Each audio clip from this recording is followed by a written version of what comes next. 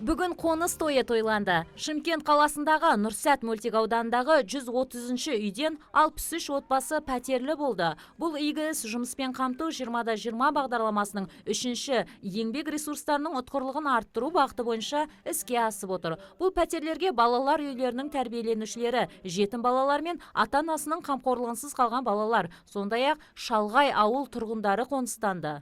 Облыс қала басшылары өз қолдарымен қуаныш иелерін құттықтап, пәтер кілттерін табыстады.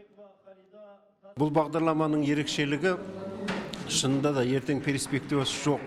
Балалардың перспективасы жоқ елді мекендегі тұрғындар, сол жерде өзінің күнкөрісіменен, мал шаруашылығымен ғана айналысып жүрген тұрғындар бүгінгі таңда осы әлеуеті жоғары елді мекендерге келіп, қалаларға келіп, жұмысқа орналасу, ары қарай өздерінің балаларының келешегін, болашағын қамтамасыз ету мәселесі үшін өте маңызды мәселе. Индира Мамбетова 3 баланың анасы. Ол Төле би ауданынан Шымкент қаласына қоныс аударды. Оның айтуынша, отбасының жүгін бір өзі арқалаған нәзік жанды біраз қиналған. Бірақ енді ол күндерде артта қалып отыр. Мемлекет тарапынан бағдарламаға ілігіп, Нұрсәт мөлтекауданынан 3 бөлмелі пәтерге ие болды. Бұл азаматша баспаналы болып қана қоймай, мемлекеттің көмегімен кішкентайларын балабақшаларға орналастыруға да жеңілдік алды. Алдағы уақытта тұрақты жұмыспен де қамтылмақ. 2020 бағдарламасына рахмет. Облыс әкімі Асқар Мырзахметке рахмет.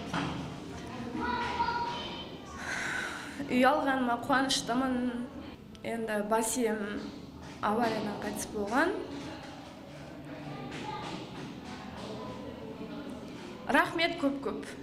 Бағдарлама бойынша 2011-2013 жылдары 324 отбасы қоныстанып, еңбекке жарамды азаматтың 338-і тұрақты жұмыспен қамтылса, 3 адам кәсіби оқуға жолдама алды. Бүгінде мектеп жасына дейінгі 256 бөбек балабақшаларға орналастырылуда. Жалпы, жұмыспен қамту 20-20 бағдарламасының игі жұмысы мұнымен тоқтамақ емес. Жоспар бойынша әлі де жалғасын табатын болады. Нұрзина Туреханова, Әділ Самаликов, Сұлтан Бақытжанұлы, ТВК телеарнасы.